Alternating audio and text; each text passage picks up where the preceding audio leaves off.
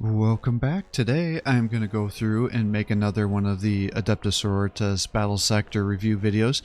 Today I'm just going to kind of redo a faction summary. I did originally do this pre-patch, but now that I've gone through every unit, I'll create one for a post-patch summary here, just because it has dramatically changed how the Adepta Sororitas play now, and that other video is going to be out to date. So I'm just going to quickly review units and then kind of give my thoughts on the faction here. If you really want to go more in depth with these units, then I do have an episode in my series where I just review one unit from every faction, and then I do a skirmish campaign with it to get it some experience, show what the empowered abilities are, kind of show off the different weapon loadouts and things like that.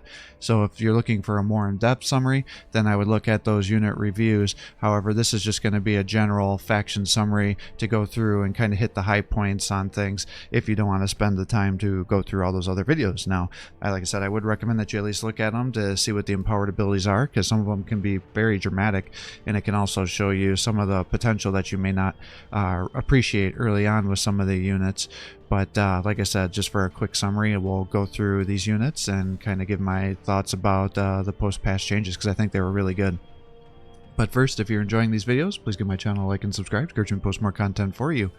So, originally I thought pre-patch that the Adepta Sororitas were actually pretty decent, and people were telling me that I was just totally wrong on that. I'm like, I don't know, I think they're pretty good. They're really hard to use, but if you can really set up some amazing things here, if things work out in your favor, and you can have a lot of fun, and I still think that's true, but with these post-patch changes, it's dramatically easier, and it goes so much smoother now, and it's not as frustrating as it was, because you'd have to kind of almost set up the perfect outcome to bait your opponent to be able to use your abilities and get the maximum amount. If you didn't get it the way you want it to be, then you'd be destroyed.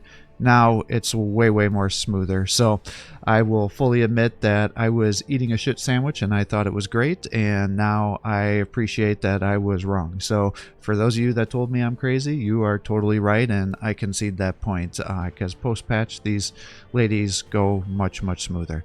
So the main HQ unit that you have here is the canonist. She's very expensive, but she's very powerful. She's probably one of the best HQ commanders in the game if you can use her appropriately. So with her default kit, she's 215 points. Just like all HQ units, she has 2 action points, decent evasion to start out with, and okay armor. Now her bolt gun did get buffed, so now it has a little more armor piercing, so it can do some damage, but overall she is not meant to be a ranged damage dealer.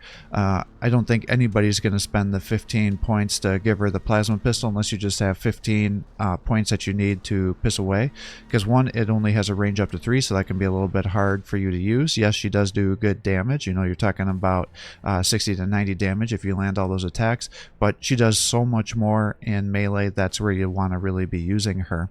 Her default weapon is the power sword. I think it always makes sense to spend the extra 30 points to give her the blessed blade instead, because now you have 2 attacks instead of 1. Now really she shouldn't be missing because she has 100% accuracy, but if you get blinded or get some sort of debuff put on you where your accuracy is lower, or you're fighting somebody that has really high evasion, that will drop your accuracy down from 100%, so you can still miss attacks. So don't think it's a guaranteed attack unless the setup is correct here. But for this extra 30 points, you know, I have 2 attacks. The unit that you're striking will suffer 52 to 70 damage times 2. So now you're doing 104 to 140 damage per main target you're slicing, and now you have 2 splash damage doing 40 to 56. So as you can see, she does a ton of damage. She has 8 armor piercing, and when you use a blessed blade, you no longer have to worry about grazes, because when you're using her to pump out all that damage, there's nothing worse than getting yourself a perfect setup and then you end up grazing it with your power sword, and then the unit survives. So you can just totally mitigate that from ever happening by giving her the blessed blade. And the other thing now is, with her ability reworks, you want to be able to kill as many models as possible, because for every 5 kills she gets once per turn, she can get an extra AP for when she does that. And so as you can see here, these are all of her abilities. So one of the things post-patch did is the Adepta Sororitas were always, I would say, one of the most micro-intensive factions to use, and I think that became very overwhelming for new players. I think that's probably even more true now, but once you understand the core components, it actually becomes much, much smoother. So this ability here, I was originally not quite sure my thoughts on it. Now I actually like it, now that I understand how it is used. So the way I think it makes most sense for you to go about this is, are you going to be attacking something that's really powerful, like a vehicle? In which case, I think it makes a lot of sense for you to use 1 AP to get this Divine Deliverance. Can you use that extra movement to move around your enemy opponent and get a rear attack? Then I think it generally makes more sense for you to use this ability. It also increases your momentum gain, so if you're looking and you hover over the unit you're about to kill and it's just about to get you to be able to surge, then again, I think it makes sense for you to use this Divine Deliverance. If you're just going to be fighting a regular infantry squad, though, I don't think using that extra swing here with that additional melee attack makes sense. And the reason for that is the melee attack will always go to the unit you're attacking. So let's say you're fighting a Terminator squad with 3 units. The one that she originally attacks will then take 3 swipes of her sword, doing the full base damage. And so as you can imagine, that's going to be a ton of damage, and you're way going to overkill that first Terminator. And then even though she swings 3, and you'll get 3 splashes as well with each one of those swings, so you will be able to damage those other 2 units. But because you're doing the main attack onto the same unit, all 3 of those swipes, and then by the second swipe it's going to be dead, you've now wasted your 3rd attack and those other models are alive. Whereas if you would have just used her 2 regular attacks, you would do the base damage against one of the models, kill it, and then splash other guys, and then on the other, then you do a second attack, and then that base damage swipe would be done on a different model, and then you'd kill that, and then the splash damage would dang near kill the last model there. So again, it works really well if you're playing against, you know, Tau, Astra Militarum, where there's vehicles. If there's a very powerful enemy commander that you can't normally kill, like a Demon Prince or a Bloodthirster, then it makes tons of sense for you to do that, okay? And what really works out well is if you hit this ability and then you use your Hospitaller over here, use the Rites of Intercession, now you'll get her back her action point. So now, whatever she's hitting, if you're going to use both those attacks, she has 6 attacks on there. So that's how she can effectively kill almost any unit in the game if she has these this ability activated and has 2 attacks with it, assuming she doesn't miss anything. And then, if she hasn't gained surge ability to attack another time, which would also give her that extra melee attack, giving you 9 attacks. If you've killed 5 models during these engagements as well, you'll be getting, for each model that you kill, you will get a stack of Rising Faith.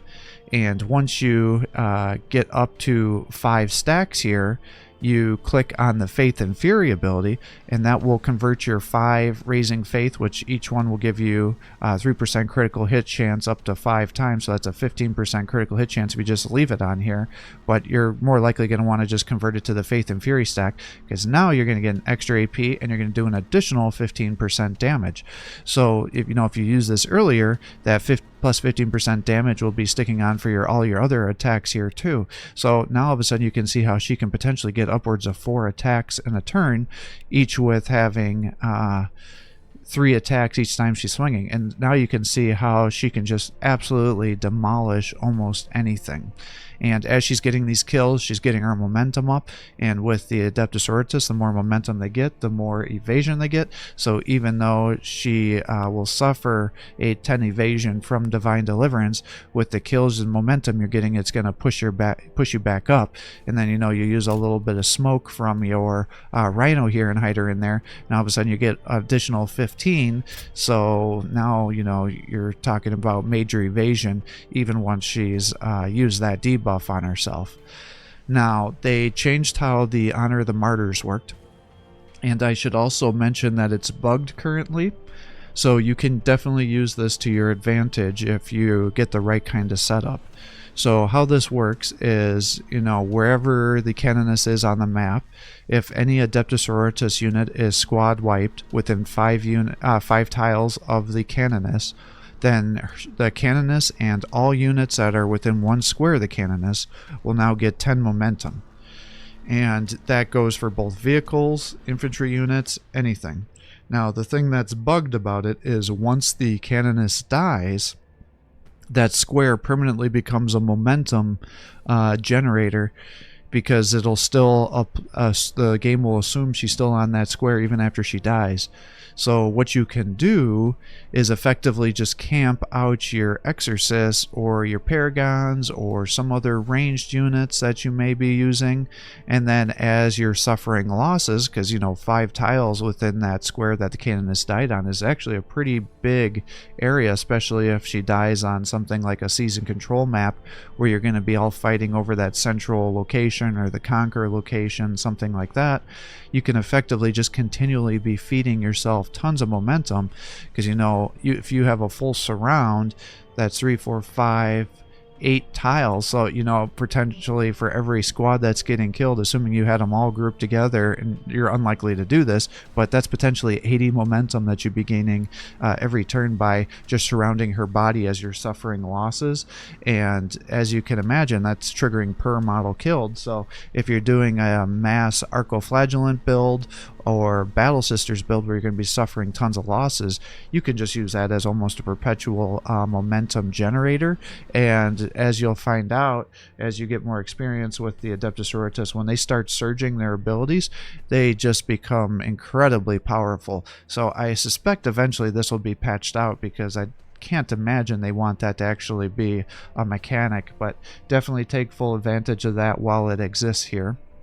Now, she has several other abilities, as you can see as we're working our way through her chain here. She has a Rosaria, so she automatically has a 15% damage reduction buff, which is nice. And then she has the Shield of Faith, and now this has been reworked. If you're familiar with how they usually worked, this ability originally worked is totally different now. So the Shield of Faith, this ability is the same for any unit that has the capabilities of using it, but effectively for every time you're attacked with a weapon, now grenades and some abilities don't cause it to get a stack, but any regular attack 100% will, you'll end up activating a Shield of Faith. And so for each activation, and it'll stack up to 3 times, you'll get 0.6 range and melee armor, so that means an additional 1.8 armor if you have 3 stacks. So now all of a sudden she's almost at 7 armor, so that's the equivalent of a vehicle just about. But wait, there's more here. So if you end up having each one of these stacks of Shield of Faith that you have, you can end up converting them over to Divine Inspiration. And so that will convert all the Shield of Faith stacks you have to convert it over to momentum. And so that's 10 per stack, so that's up to 30 momentum that you could be getting here. But if you activate Divine Deliverance and you're getting 20% bonuses, then you will in fact get 20% bonus on the momentum that you get here, and you'll be getting a 20% momentum for the Honor of the Martyrs, and obviously any kills that you're doing as well. So now you can see how she totally pops off here. And then I don't think I actually talked about the Word of Contempt. I think I skipped that over by just getting excited talking about how this ability worked, because originally I was a little confused on how it works. So I just wanted to clarify that for you in case you had any confusion. But she still keeps the Words of Contempt. It's definitely a good ability. Pretty much I would use it in a situation where I want to get a kill on an enemy commander or some other high value target, and I can't get her into combat, or she's almost dead and I'm trying to hide her to be able to heal up to get into another round of combat with her.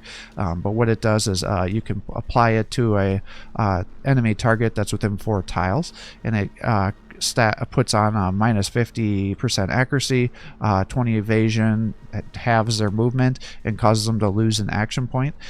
It just lasts for 1 turn. However, if you empower it, it lasts for 2 turns, which is absolutely amazing. And then when you do use any of her abilities, I should mention that it also gives you 1 stack of the Rising Faith ability, which again is what you're trying to stack up to 5 times to be able to use the Faith and Fairy ability to get yourself that extra action action point, and it'll also increase your crit chances. And these stacks last for 2 turns, so you can use that to help you. But you can only convert, you'll only get Rising Faith and Faith and Fury stacks once per turn. So, you know, in 1 turn, you're just killing a ton of infantry, you get your 5, you can convert it over. You won't start reaccumulating Faith and Fear, Raising Faith stacks, or be able to activate Faith and Fury another time, because otherwise she could literally just be running around the map and have continual turns attacking. But as you can see, she's a complete and utter beast, and this is what makes her one of the most powerful commanders in the game.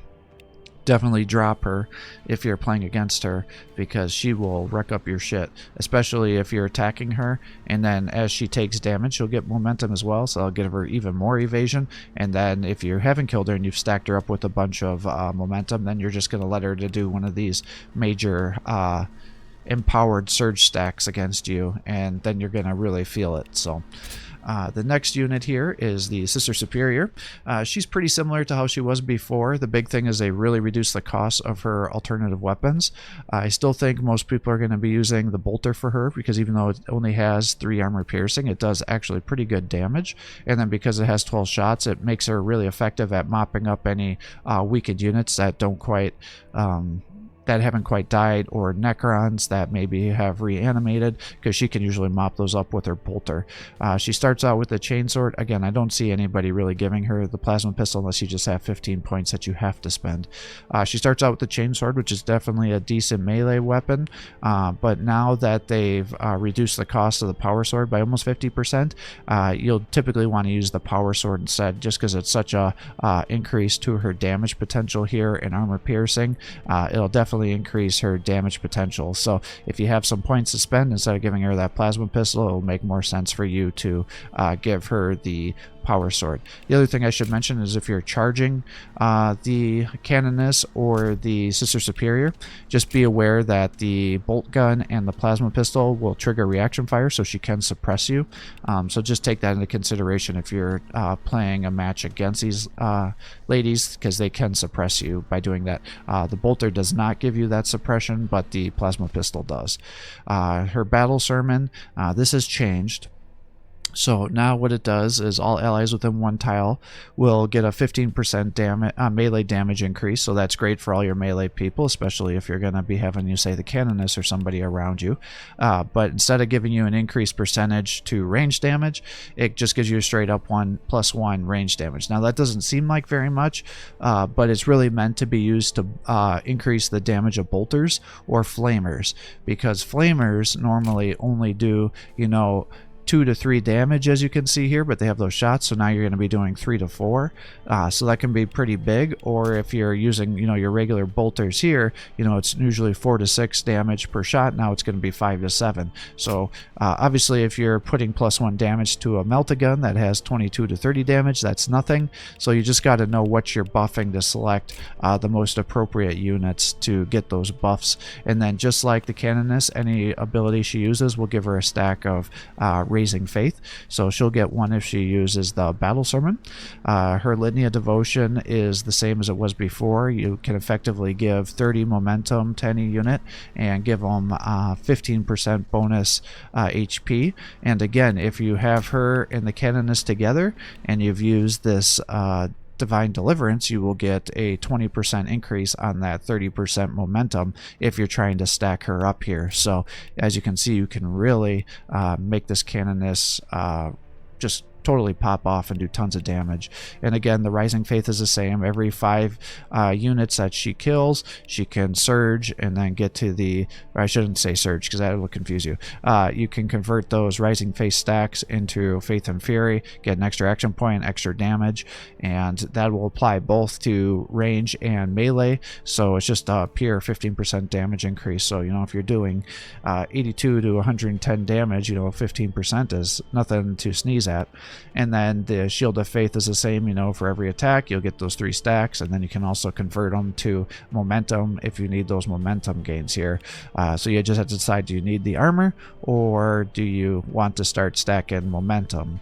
So you just have to make that decision to whatever's best for your current situation here. Now, the Hospitaller was reworked a little bit. I really like the changes. The only thing I would have liked to see is I wish they would have given her the ability for you to spend, you know, the 15 points here to give her a plasma pistol, because her bolt pistol is still absolutely abysmal. And even with all these abilities, she still sometimes doesn't use up all of her action points, and shooting with her bolt pistol is like a waste of your time. So that can be very frustrating. But she has still the Sacred Healing, so you heal 50 health of every model that's in a squad, and you'll take away any negative effects. So if they're blind, poisoned, anything, you'll be able to negate that. She has the Rites of Intercession, which will give you 10% bonus HP, and also give you an action point. The bonus HP will last for 2 turns. The extra AP only lasts a single turn. The AP is only applied to infantry, excluding Archoflagulant, so just take that into consideration. You can't use it on Paragons. Those are considered mechanized units, so, or penitent engines, just because sometimes I see people being confused about that. But she now has the Medicus Ministorum. This is the same ability that the Canonist used to have. I'm glad they took it away from her, because, you know, she's really meant to be a major damage dealer, and then the Hospitaller needed more things to do to use up her 2 action points, because she is a commander unit just like the other 2 here. So what she does is she gives you plus 10% bonus HP and gives you a debuff, or not debuff, it gives you a damage mitigation ability, which just gives you a straight minus 10 damage received, and it's within all units that are within 1 square of her. So if you're using this on the Canonist, now all of a sudden she's got a minus 25% damage, and then she's going to have bonus HP by 10%, but if you end up giving her this, now she's got a 25% bonus HP situation, and so that means she's going to be able to tank more damage, which means she's going to get more evasion, and more evasion, which is going to increase her survivability, and then she's going to be getting more momentum, and that means you're going to be able to do additional attacks here, especially if you can keep giving yourselves extra AP by using the Rising Faith and Faith and Fury. So this is why she becomes just such a dangerous person. And then, just like every other infantry unit, she has the Shield of Faith and the Divine Inspiration. So just remember to use this, because if you can get her to empower the Rites of Intercession or the Medicus Ministorum, that can be huge for you, because these empowered abilities just become incredibly powerful. Like, this increases the bonus health that you get, and it increases the range of it being applied. So, you know, if you can apply that bonus health and damage reduction to more units, that means they're going to survive more. The Sanker Saints, I was originally kind of down on them. I've definitely grown to like them more as time has gone by.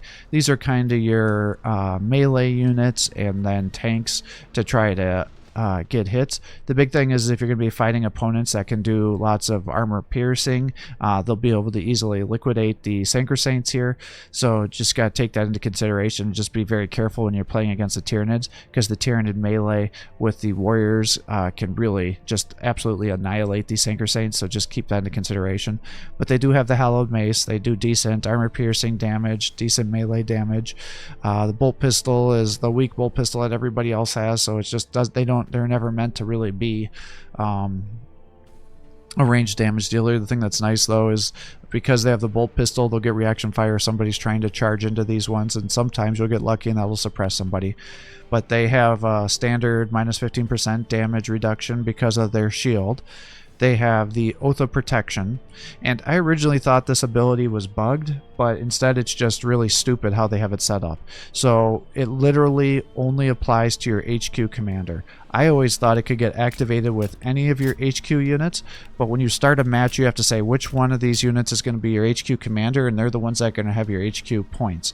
And so what this does is you can use the Oath of Protection to try to protect your HQ commander, and if you have a bunch of these guys around an HQ commander, then every time it's attacked in melee or range, it'll swap points with the Sanker Saint, and then they will get additional armor, and they'll get bonus HP to be able to tank those hits for you and help prevent you from getting your canonist or any other HQ commander that you have being sniped. So this can work really beautifully against somebody like the Tau, which can have a 100% chance to hit you.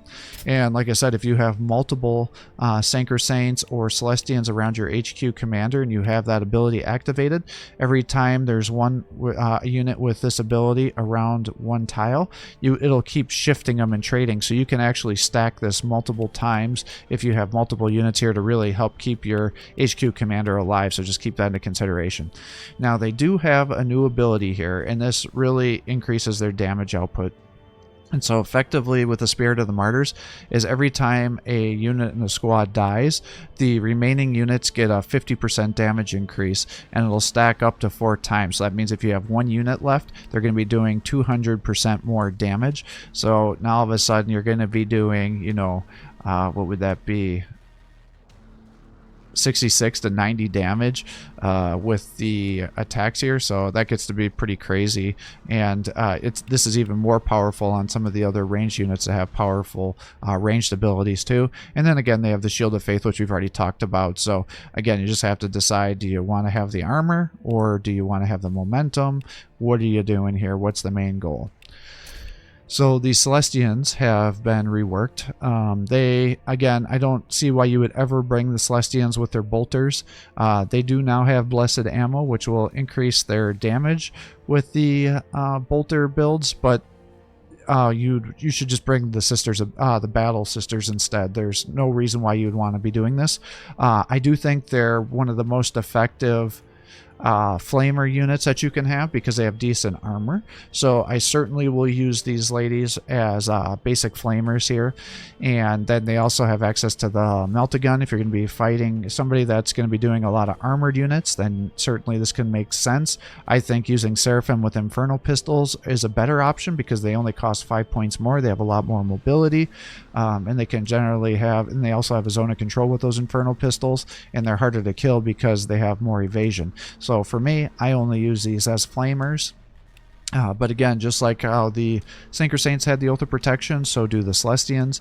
They have the Martyr ability, so that can dramatically increase the amount of damage that you're able to do with your Flamer or your Multi-Melta, so that's where this would come into play if you were suffering losses and had a couple units left. Then, you know, getting 100% damage, 200% damage, that could be huge with the Melt-a-Gun, but most people are just going to kill you to stop that from happening. But if they're a newer player and not familiar with how the Spirit of the Martyrs works, this can definitely be a real nightmare situation where you think somebody's barely going to do any damage and all of a sudden they're blowing your shit up.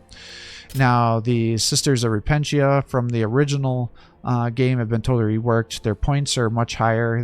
They were way criminally under cost on when they were first released here, so they definitely deserved getting their points increased by 20.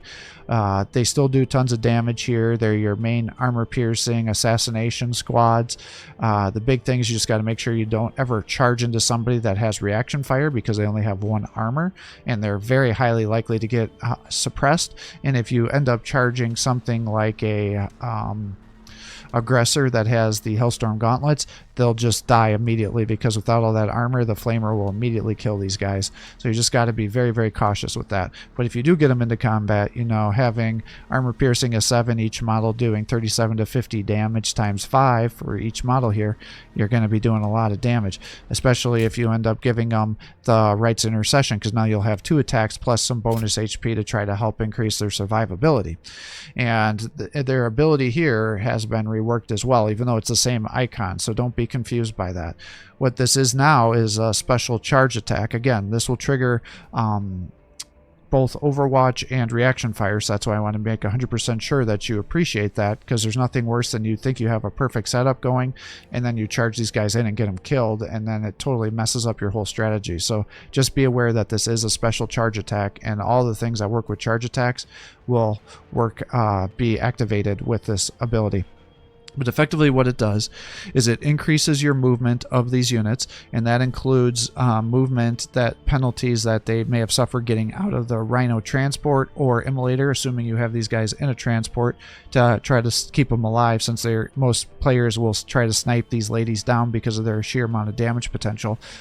So you'll get +1 movement, you'll get 10 evasion, and then if you use this ability in the charge attack, unlike a standard charge attack, you no longer can get suppressed, but you could still suffer model losses. And then for every square that you charge through, you'll be getting 10% damage. So they start out with 4, you activate this, you could get up to 5 movement, and then you use your command point ability, you get up to 6 movement, you do this, now all of a sudden you're increasing their damage by 60%. Now after they use this ability, it goes on cooldown for 3 turns, and then if you do have 2 attacks going, because you gave them like rites of intercession or they surged, they will not keep that 60% damage. It's only for that first attack. So that's the other thing that's different with this ability compared to the old one. And then the other things that are different is the other version, no matter what unit, whether you got a rear attack, whenever you would attack somebody that had a melee, they would always get a counter attack on you. That is no longer the case with the Path of the Penitent. They will not have a counter attack because that's considered a charge attack. And then the other thing is you no longer get momentum when these ladies get killed, because in the past when you would activate this ability, anytime one of the models would die, it would cause you to gain momentum for everybody that was in a certain amount of squares, pretty similar to how the Honor of the Martyrs works here with the canonist. That used to be how it would work with the Sisters of Repentia, and that's why I think they had a program that you would always get a counterattack, because it would almost always cause you to suffer at least 1 model loss, and it would start allowing you to farm momentum to help you keep your guys alive and then surge and empower your abilities. Now, the other thing that's new is this absolution in battle. And then what happens here is whenever you make a attack, so in melee, or whenever a model in this unit is killed, you'll get a stack of this, and then it'll give you 5% accuracy, or I should say +5 accuracy and +5% 5 graze chance. And so, you know, if all of a sudden you're having all these guys getting killed, then there's 1 model left, now you're going to have a +20 accuracy, and you're going to have a +20 graze chance. Again, with only 1 armor, being grazed is pretty unlikely to occur against these ladies, because they're still not going to have a ton of health unless you're really buffing them up with like the Litany of Devotion and the Medicus and the Rites of Intercession. Then they'll start to have some health, but again, with only 1 armor, they're very likely to get themselves killed.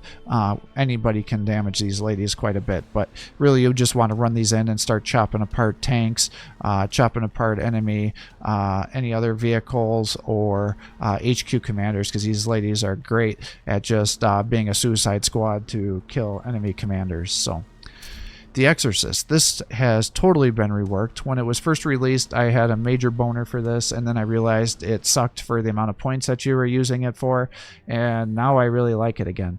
Now, I find that unless you're doing like a 3,000 point matchup, you only want to bring 1 of them, because sometimes I'll find that newer players will bring double Exorcist build, and then they're probably too expensive for that. But having a single one with you, especially if you're going to be going against the Tyranids or the Chaos Forces, the Tau, things that have HP, orcs can also be one that these guys can really mess up, assuming they're not gonna have weird boy, pain boys, warpath debuffs going on your damage. These guys can be amazing. They still do the same kind of damage through the missile launcher, and then they have the heavy bolter. Originally this was a 3-turn cooldown pre-patch, and now it's down to 2 turns, so that's excellent. So now you get to use that more often. But the reason this has become such a powerful unit now is the devastating refrain has been changed. Now, the thing I want you to be aware of, and I have verified this on matches, is you can only use this ability if you have at least 1 movement, okay? So don't move this 4 and then try to use this ability, or it won't work. You have to have at least 1 movement left over to be able to activate this. But what you do is, as long as you have some movement, it'll sacrifice whatever movement you have and allow you to get 3 full attacks with your missile launcher, and you can manually select 3 units on the map. Now, they have to be somewhat close proximity to each other, so you can't have like somebody way off in the corner of the map over here, somebody in the middle, and one way on the other side. It can't be like that way. It has to be, but it's still pretty decent. So it's like somewhere in this northwest corner, you know, you'd have 3 attacks there, but it is 3 full attacks with your missile launcher here, and at full damage. And what you'll do is for every movement that is sacrificed, you'll get +2 critical hit chance and +2 accuracy. So if you had all 4, then you'd be getting 8 and 8. However, you also have the ability with your HQ commander, and I always recommend doing this because there's nothing worse than you using that ability and then it miss. But if you can get at least 1 command point, then what I like to do is put on the Divine Guidance, and what that does is gives you +25 accuracy and +10 crit chance, and that lasts for 3 turns. And now all of a sudden you're going to have, as long as you're not at a ridiculous range, you know, somewhere between an 80 and a 90 plus chance to hit for all 3 of those attacks. And then you can finish off some squad if they're not immediately killed with the missile with the heavy bolter, giving you more momentum here.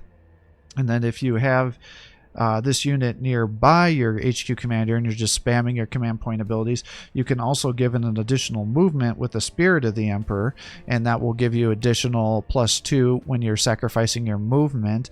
And if, again, you're spamming all your command point abilities, you could also give it +15% damage and +1 armor piercing, and it already has 6 armor piercing. So now all of a sudden you're bumping that up to 7, you're getting the 15% additional damage. That's how you can really make these guys pop off pretty extensively here, because the guidance lasts for 2 turns and the other abilities last for, the guidance lasts for 3 turns and the other 2 special abilities last for 2 turns. So you can definitely really buff these guys up.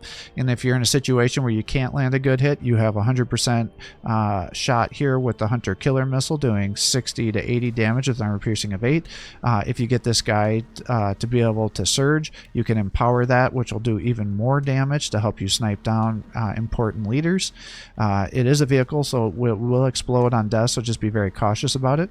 And then they've changed how the vehicles work now. So all vehicles for the Adepta Sororitas now have the Blessed Hall, and what that is it'll give you -3% damage every time it's attacked with a weapon.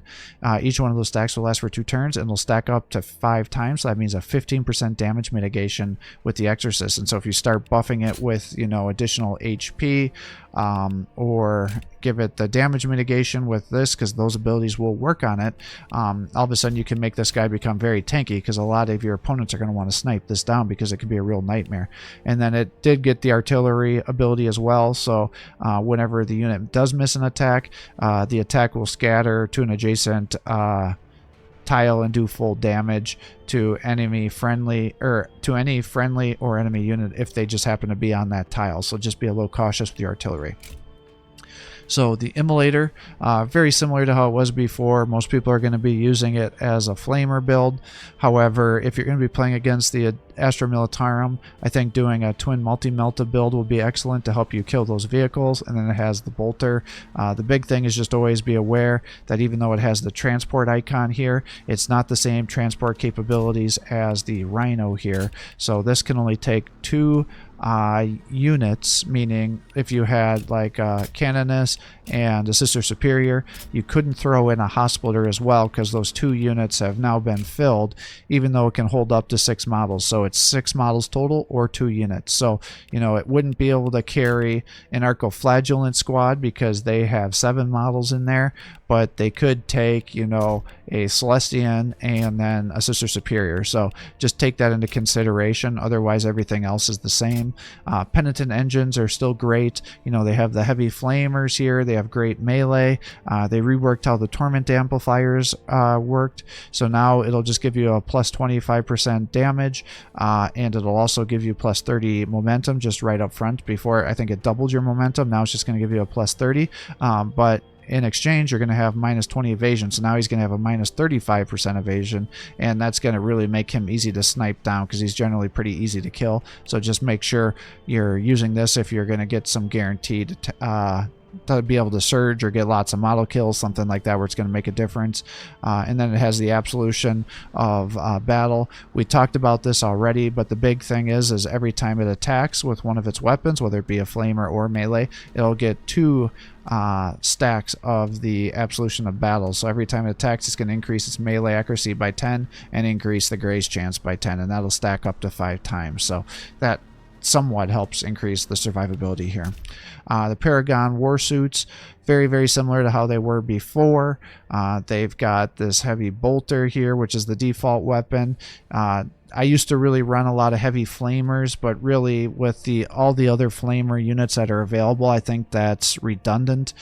You can use them as a very powerful anti-vehicle if you're running multi-melta builds here, but generally they're Warblades are very, very dangerous, and they have lots of armor piercing, so I tend to now, if I'm going to bring one, I tend to just keep them in the heavy bolter because they have decent range and still decent damage output, and then I try to get them into melee so I can get all that damage dealt. And then every 3 turns they have a 100% hit chance with a very powerful grenade launcher with an armor piercing of 3, so that can really mess units up. And then the big thing with these guys is they have the Spirit of the Martyrs, so for every model in the squad that's killed, you'll get a plus 50% damage normally. However, it's different for the Paragon, so for every model in the squad that's killed of a Paragon, it stacks twice. So you lose one, all of a sudden these other 2 models have plus 100% damage. You lose 2, this last one is having plus 200% damage, and now you can see how they can do crazy amounts of damage with the Flamer or their multi-melta, or even more so with their Warblades, because, you know, doubling or tripling their damage just becomes incredibly powerful.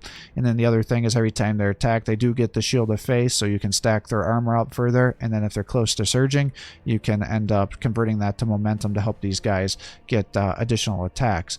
And then just remember, you can get them additional momentum if they're within 1 square of the canonist and your other models are dying, because nothing better than getting these guys damage buffed, empowering the grenade launcher and other abilities to just keep things going, because these guys can be a definite real nightmare. Now they're still pretty easy to snipe down, which is kind of their downfall, but if you can keep them alive and get a couple grenade volleys out of them and get them into melee, these guys can definitely pay for themselves, so they're way more viable now than they were before. The Retributors, I really don't like the heavy bolter variant of this. They've been totally reworked. The big thing is each one of these different kits that they have. So you have your bolter, you have your heavy flamer, and you have your multi-melta. Each one of them is going to have a different ability here. So just be cognizant of it. What you're going to want to do is if you have any movement at the end of the turn, you're going to want to hit Bastion of Faith, and that'll convert your whatever movement you have into different abilities. So here it's going to be critical hit chances up to 4 times, and then the unit loses 2 stacks of those every turn, so you want to try to get to stack up. And then once you get it up, depending on how many of these you have, you can at any time convert those Bastion of Faith into the Storm of Retribution. And so if it's not up to 4, then you'll, for each one of these Bastion of Faith you'll get plus 1 additional shot, plus 2 range stability. And how range stability works in this game is, let's say we're looking at here, it has an optimal range of 4. So at optimal range of 4, your base accuracy will be 80. But if you're shooting at a range 3 or 5, it'll drop that 80 down to 65 because that accuracy fall off goes 15 per tile. So if you do this, it'll be 13. And then again, for each one of these stacks, it'll go down, you'll get additional shot, range stability, and plus 1 stack. And then if you have 4 stacks, like you didn't move these guys, then you get all those things from the first one, plus you'll now get plus 10 accuracy, 1 additional shot, and 1 armor piercing. So now you can see how you can really get the damage output of these guys to be really high if you're sacrificing all those movements and then just using the Storm of Retribution. Just be aware that this has a 3-turn cooldown, and then again they have Shield of Faith and Divine Inspiration. I tend to find that the bolter just doesn't do enough for me for the amount of points that they cost here, so I don't like the bolters. But the secret I think that's hiding in here is with the heavy flamers, because again, you use a Bastion of Faith, but if you have it up to 4, or you give them an extra movement so they're up to 5, you can move them 1 square, activate this, and then still be able to use your cleansing flames. So again, you'll be getting plus, assuming you have 4 stacks, you'll have 4 additional shots, minus 8 graze chance, and you'll do plus an additional 1 damage and 1 armor piercing. And then if you give them the Righteous Judgment, you'll have an additional armor piercing, plus 15% damage. Now all of a sudden this heavy flamer is doing plus 4 damage. and you start buffing them with the battle sermon here, giving them an additional range damage here. All of a sudden, with all these shots and things that these guys are doing, they can do upwards of like 200 damage to infantry and do substantial damage to vehicles as well. So just keep that into consideration when you start stacking all these abilities, because these guys really pop off once you start doing it. I mean, they can one-shot like a Tyrannofex and almost take out a Turvagon and really do a ton of damage to vehicles. And then pretty similar with the Multi-Melta here is, again, you're getting each one of these Bastion of Faith is giving you a critical hit chance, and then you can convert it for +2 range stability per stack, and then you get additional accuracy, damage, and armor piercing. And you can get up to 10 armor piercing with this. Yes, it's going to allow you to do pretty amazing damage against a single target, pretty much guaranteeing you're going to snipe them down. But these ones just tend to be a little bit harder to use. So I tend to like to try to do it with the heavy flamer, because I should mention that each one of these cleansing flame, the storm bolter, or the strike of faith, they can be empowered, and that's how you do 200 plus damage, because you get additional shots and additional armor piercing, or is it damage? I can't remember which with the empowered ability, but it really just makes these pop off incredibly high. Whereas the Multi-Melta gets additional armor piercing and ranged accuracy, but it actually starts to be worse than the heavy flamer depending on the situation. So and these guys are also way easier to get into an empowered ability, because they're going to be killing so many more models typically with their heavy flamer. So definitely a major sleeper unit is the Retributors with the cleansing flame, assuming you're going to be fighting an infantry army, I should say. The Sarapim here, they have the bolt pistol. It sucks. You do have blessed ammo, which makes it a little bit better. They have the shield of faith. Otherwise, the rest of these abilities are the same as they were before. The Sarapim wings are their jetpack, and then it's one of the few units in the game that when they use their jetpack, they actually get increased ranged accuracy, and it also increases their evasion. So they get up to 15. They start getting kills. They get momentum for the kills. You give them additional evasion with the smoke screen, and then you give them some damage reduction, bonus health. You can do tons of damage. So I would never recommend bringing the bolt pistol unless you want to just use these guys to fly around the map and capture strategic command points. Some people like to use the Seraphim with the Flamers for 85 points. I would rather just bring a Celestian and Flame and have a flame attack that can go a total of 2 squares instead of the 1 with the hand flamer. What I do like to do is the Seraphim with the Infernal Pistols, as I was alluding to before, and this is why I don't use the Celestians with the Multi-Melta, is I'd rather just have, for the same amount of points, have the Infernal Pistol, have up to 6 movement here, increased ranged accuracy, evasion, a zone of control with the pistol, and then be able to give them extra attacks here to be able to do more damage, because you're talking about 30 to 60 times 5 for the amount of damage these guys can do, and then you give them 2 attacks, you can double that. So these guys just totally pop off and just go absolutely insane for assassination, anti-vehicle. It works out really well. Now they're really weak against flamers, so you just got to take that into consideration, because the flamers will always hit at 100% accuracy, and they will be able to kill your Seraphim. But if you're trying to kill them in melee, you surround a Bloodthirster. These ladies can definitely drop them like nobody's business. Archoflagulants, they're very similar to what they were before. They have 4 armor piercing, 2 attacks. The big thing is they have quite a bit of HP, so you can use these guys as tanks and bullet sponges, especially once you start buffing them with bonus HP and damage reduction. They changed how the Zealous Fury ability works. Now what happens is once you click that button, there's a 30% chance that each model in the squad will suffer 15 to 20 damage, but in exchange for that you'll get +1 movement, 1 armor piercing, and -15 evasion, and if you're going to charge, they can't be suppressed, and it's a free action, and it's good every turn. So what I found out is you can actually use this to help you farm momentum early on, because if you click this, they suffer damage. Then when it damages your units, because it's the Astra Militarum, their passive abilities, means that you're going to be getting momentum for that damage. So now all of a sudden you're starting to slowly accrue damage from, or momentum from the Zealous Fury, and then one of the ways you get command points is by gaining momentum. So you're all of a sudden getting passive momentum by just damaging your units.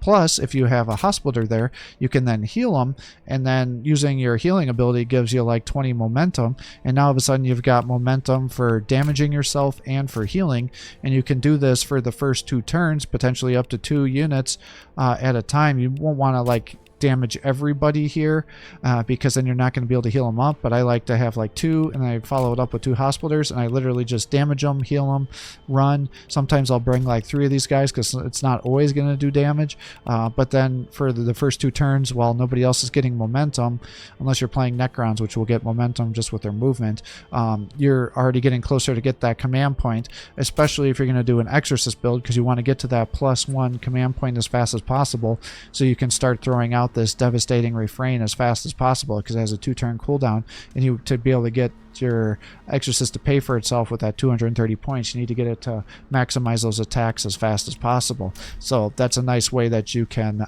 really kind of game the system a little bit in your favor. Okay, continuing on, going through the review of the different units here, the Battle Sisters, before the last patch, they were actually incredibly overpowered because they had access to both frag and crack grenades, but they took away the crack grenades in exchange for the free unit. So now the Sisters of Battle, I typically don't use them very much. They have a very weak bolter attack. They're effectively meant to be more of a fodder unit. They do have frag grenades, which can be very helpful if you're fighting Necron units, or they're going to be summoning multiple Scarab Swarms on you every turn. This can be very helpful. And then with the Blessed Ammo, that will increase their bolter damage to help them do more damage against medium tier units by giving them increased range damage and graze chances.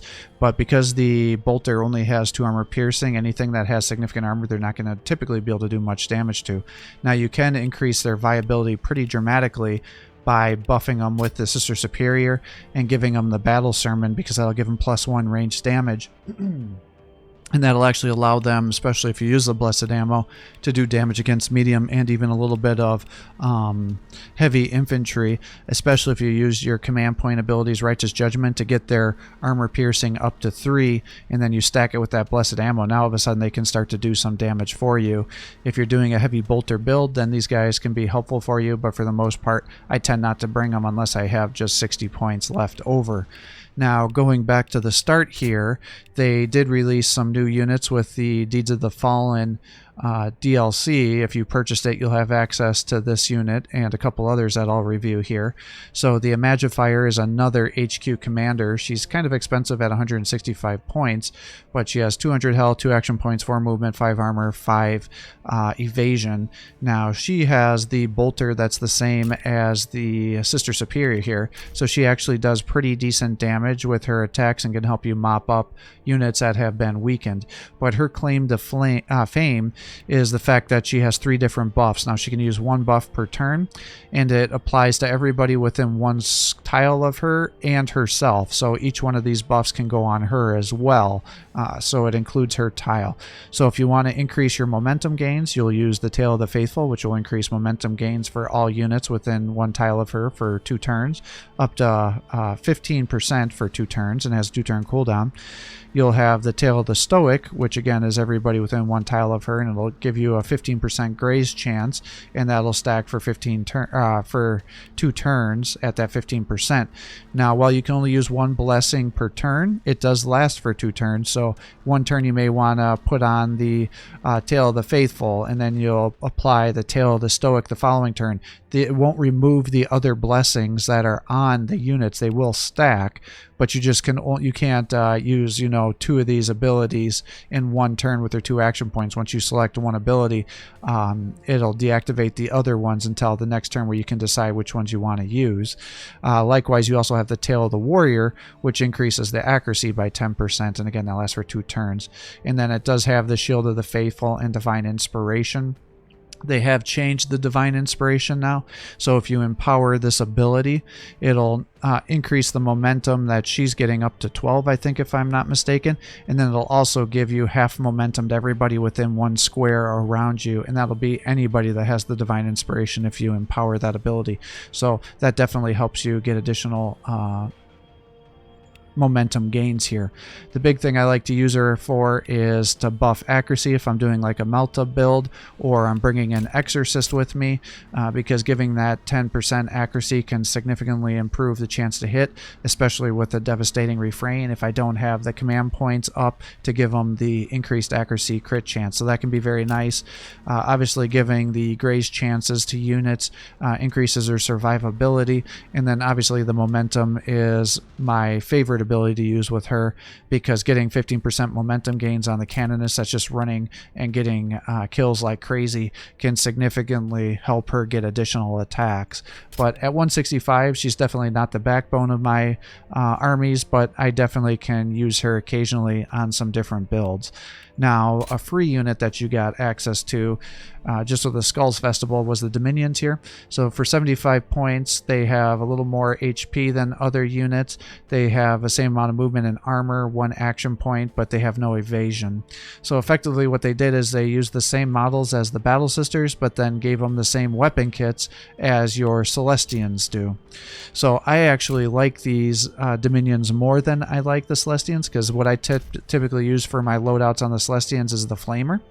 But now I would rather, for the same amount of points, give the Dominions a Flamer, and then they have access to a Crack Grenade, which allows them now to be really good anti-swarm infantry units and anti-armor with a crack. So that's the sweet spot for me.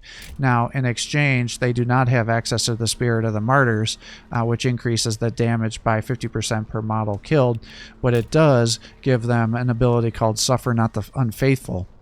And what this is you effectively select this and it'll complete a regular attack, but with the Flamer you can potentially apply this up to 3 units, and then every unit that's attacked by one of your regular attacks for this one turn will suffer -10 evasion. So that can allow you to substantially increase your chance of getting kills and damage with other ranged units, especially if you're attacking into another Sisters unit that has a bunch of evasion, or you're fighting into a unit that has high evasion at baseline, such as a librarian that used the Wings of Sanguinius. All of a sudden you can get through 10 of that evasion and just take it off. Now it only lasts for 1 turn, so keep that into consideration.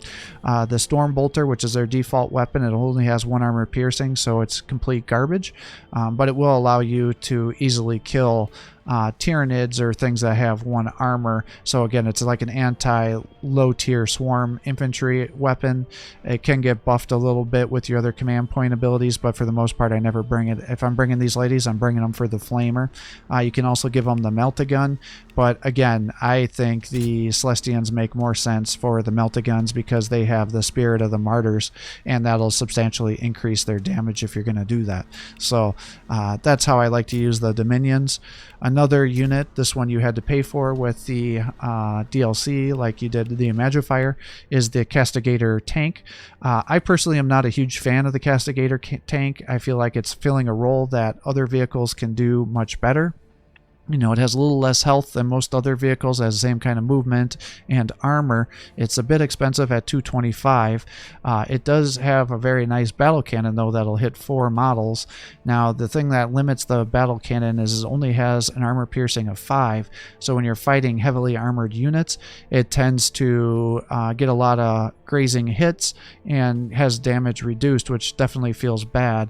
It also is one of the few weapons in the game that actually has a minimum range of 3. So anything within 2 tiles you're not going to be able to shoot. So most of the other tanks in the game, that minimum range has been taken away, but they decided to keep it for the Castigator, which definitely weakens them. Now they do have access to using the Pyre Shell, which gives it a bunch of splash damage, up to 8 splash hits, but it drops the armor piercing of the weapon by 3. So now effectively you have a 1 armor piercing high damage attack. So it's good against infantry, but anything that has a lot of armor, the Pyre Shell is not going to do well for you. Because it is a vehicle, it has the Blessed Hall, and again we've gone over that with the other vehicles, so I won't reiterate that. Now it does have a very powerful twin heavy bolter. Either weapon kit will have access to the twin heavy bolter. It has 30 attacks instead of the standard 10 with most other bolters, has the same kind of base damage at 6 to 8, armor piercing of 3, optimal range of 4, 4, but can go from 1 to 8. But it has slightly lower accuracy with a base accuracy of 85 instead of 90. And the thing that really kind of kneecaps it is it has a 3-turn cooldown compared to 2-turn cooldowns for every other sponson weapon in the game effectively. So in that aspect, if you're playing an 8 to 10 turn match, you're only going to be able to use it 2 to 3 times, whereas you could use it up to 4 to 5 with the other side weapon bolters. So that definitely makes us feel bad. The autocannon is actually a little bit cheaper, so if you want to drop the cost by 10, you can give them the autocannon. It too will have access to the twin heavy bolter. Now, while the autocannon can hit up to 4 units because it has the base damage to whatever unit is hit and then 3 splash, the autocannon instead will give you 6 attacks, each one doing 36 to 48. So if you want to focus down an enemy hero, this can work really nicely. But it only has an armor piercing of 4, so against other vehicles it doesn't do great. And each one of these attacks has 0 splash damage, so it's only the units that it's hitting will suffer the damage. So that really can nerf the amount of damage the autocannon can do, especially if the units you're fighting against are like the orcs and they have a big mech near them that has the force field, because every one of these shots will have reduced damage. So that's the downside by having all these different shots, but it does have slightly more accuracy, up to 90, and it has a base range of 2 to 8, so it still has a minimum range but has an optimal range of 5, and the accuracy falls off less dramatically, because with the battle cannon it's 10, for this it's 6. Now the thing that does save the autocannon to make it interesting ability to use is the Blessed Onslaught. And so what this allows you to do is effectively change this into a unit just like the Exorcist, where it has 3 full attacks. That's effectively what this Blessed Onslaught is. You can select 3 units that are nearby. So if this was our screen, you know, you have 3 units over here, you can select 3 of them and do 6 full attacks against those. Plus, if you haven't moved the vehicle, you'll get 0.4 shots for every movement spent. So that means at your base of 4, you'll be getting an additional attack, but it is with a 15% accuracy penalty. So that's where it can be kind of nice to have the 10% accuracy buff going with the Tail of the Warrior, or to just give the Castigator the increased ranged accuracy and crit chance, because they'll have all those shots. Now, the big thing to note is if you do get this empowered, it'll effectively make it so every movement that you sacrifice will be an additional shot. So if you have 4 movement, that would be 4 extra shots. If you have the plus 1 movement for the command point ability, that would be 5 additional shots. So that means you're attacking 3 different squads with 11 shots with the autocannon. So that can be extremely powerful to help you mop up units that may almost be dead, such as the Necrons that may have reanimated and have partially weakened squads, or if you have 3 enemy heroes nearby, like a big mech, a pain boy, and then another unit, you can effectively snipe those guys down and do dramatic amounts of damage. So that can be very nice. But for the most part, I'm not a huge fan of the Castigator, but it can certainly help you out in the right circumstance. And then the final unit that you got access to through the Deeds of the Fallen DLC, if you purchased it, are the Zephyrim, is how I think you say it. So these guys cost 85 points. They have 55 health per model, 4 movement, 4 armor, and then because they are a jetpack, they start out with 15 evasion, which is nice. They do have the bolt pistol, so they have a little bit of range damage, but again, it's not very good. If you're going to be attacking, you're likely going to want to load it with the Blessed Ammo. But their claim to fame is by sacrificing, they're effectively the same as the Sarapim, but with higher evasion. And instead of getting access to their really awesome hand weapons here, they carry a power sword. And so each one of the models has 1 attack. It does 26 to 35 damage with 7 armor piercing and 100% hit chance. So that can, like these ladies, have some zone of control and really lock down your opponents. That they'll have to move through your attack. Now, if you're flying, they'll have the bolt pistol zone of control, and if you're on the ground, they'll have the melee zone of control, which is nice. Because they are jump infantry, they have Seraphim wings, which will give you +2 movement. If you activate the Seraphim wings, they will just automatically activate their grace ability, which gives you +10 ranged accuracy, which isn't going to matter a whole lot for your sisters with their bolt pistol, but more importantly, it brings their evasion up by an additional 10, so now they have 25 evasion.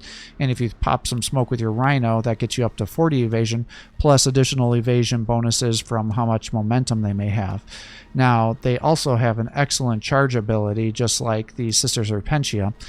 You can use this whether you're flying or on the ground, and it increases your movement pretty dramatically. But while you're charging, it gives you plus 10% accuracy and 10% crit chance, which is nice in addition to your regular charge bonuses, because typically when you're charging for a melee attack, they have a accuracy penalty, whereas this nullifies that. And then again, if you're flying, all of a sudden you have 6 movement plus your charge radius. These guys can just go crazy amounts of distance and pretty much go halfway across the map and do a charge attack, which can be very nice if somebody has infantry body blocking a strategic command point. Then you can move them around to do that. And then again, because they're sisters, they have access to the Shield of Faith and the Divine Inspiration.